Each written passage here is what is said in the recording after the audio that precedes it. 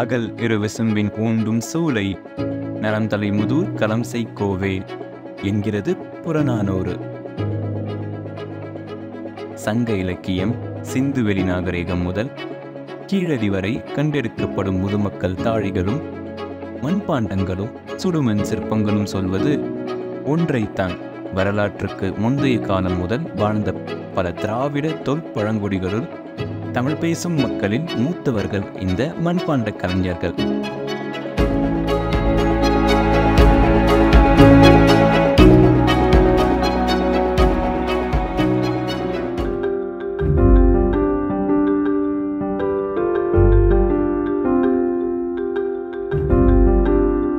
செக்கச் சிவந்த பானையை நாம் ரசிக்கிறோம்.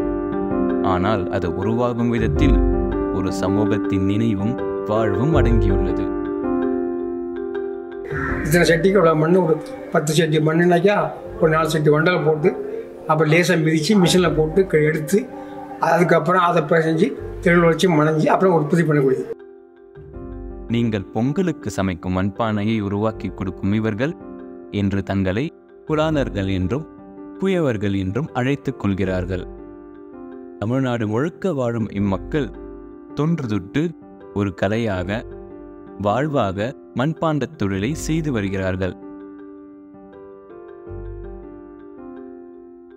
இந்தளவும் இம்மக்களின் வாழ்வு மண்ணோடும் மண்பாண்டத்தோடும் பின்னி பிணைக்கப்பட்டுள்ளது. எங்களுடைய முன்னோர் காலத்திலேருந்தே செய்த தொழில் தான் அது. இப்பொன்னு இல்லை, எங்கள் பாட்டை முப்பாட்டை அவங்க காலத்துலேயும் செய்கிறாங்க. இது ஆதி முனியிலேருந்து வந்து அந்த மலையிலேருந்து இங்கே வந்த பிற்பாடு இவங்க வந்து தன் பொருள் செதுக்க வேண்டி இந்த மண்ணால் செய்து இந்த மாதிரி பாத்திரங்கள் செய்து செஞ்சது அது. இப்போ அதே மாதிரி அந்த இதுலேருந்து நாங்கள் தொழில் செஞ்சுட்டு வரோம்.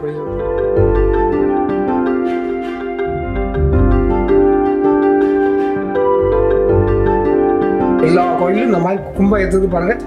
எல்லா குடம் வச்சாலும் மண் கலசம் இல்லாமல் இருக்காது. கும்பாஷம் பண்ணாமல் தான் எந்த கோயில் எந்த விழாக்கள் எடுத்தாலும் சரிதான். அதே மாதிரி சாதாரண ஒரு குடும்பத்தில் வந்து ஒரு தச்சு கிடைக்கிறதோ இல்லை ஒரு ஆள் இறந்தாலோ அவங்களுக்கும் அந்த குடம்லாம் முடியாது. அது மாதிரி ஒரு குழந்தைகள் இப்போ கல்யாணம் ஆகும்போது அவங்களுக்கு குடம் வந்து இந்த மண் பாத்திரம் வந்து எல்லா விசேஷங்களும் வருது. இப்போ பிறப்பில் இருந்து இறப்பு வர இந்த மண் பாத்திரங்கள் பயன்படுது.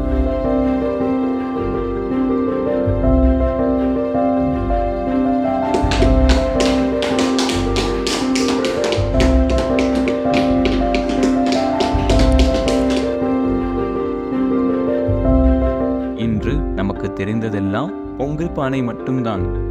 ஆனால் ஆதி முதல் இன்று வரை அகப்பானை முதல் வெள்ளாவி பானை வரை நூற்றுக்கணக்கான பானை வகைகள் தமிழர்களிடம் இருந்துள்ளது. ஒரு குயவரின் செய்நேர்த்தி அவர் எந்த மண்ணில் பாண்டத்தை தயாரிக்கிறார் என்பதை பொறுத்தது. அதன் பின்னர் அதை நெருப்பில் வேக வைக்கிறார்கள். ஒரு சூழல் வைக்கணும்னாக்கா எப்படியும் ஒரு 15 20 நாள் ஆகும். அதுக்கப்புறம் நாங்கள் வெளியே எடுத்து வச்சு இந்த சரக்கை பச்சை எடுத்து வச்சு கலர் பூசும். 2 நாள் பூசும். பூசி வச்சுட்டு அதுக்கப்புறம் மறுநாள் எடுத்து வச்சு தான் சூழலை அடுக்கி அப்புறம் தீ பண்ணி எடுக்கக்கூடியது. இதுக்கு முன்னாடியெல்லாம் எப்போதுமே ஆளுங்க வருவாங்க.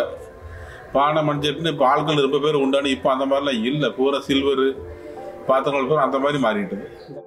இந்த நவீன வாழ்க்கை சூழல் இயற்கையான மண்பாண்ட வாழ்க்கை முறையிலிருந்து நம்மை விலக்கி வைத்து விட்டாலும் ஆண்டுக்கு ஒரு முறை நாம் மண்பானையில் பொங்கல் இடிக்கிறோம். ஆனால் அதை மாற்றி சாத்தியமுள்ள வழிகளிலெல்லாம் நாம் மண்பானைகளையும் களிமண் பொருட்களையும் பயன்படுத்தினால் அது இந்த மக்களின் வாழ்க்கைக்கு ஒளியூட்டும்.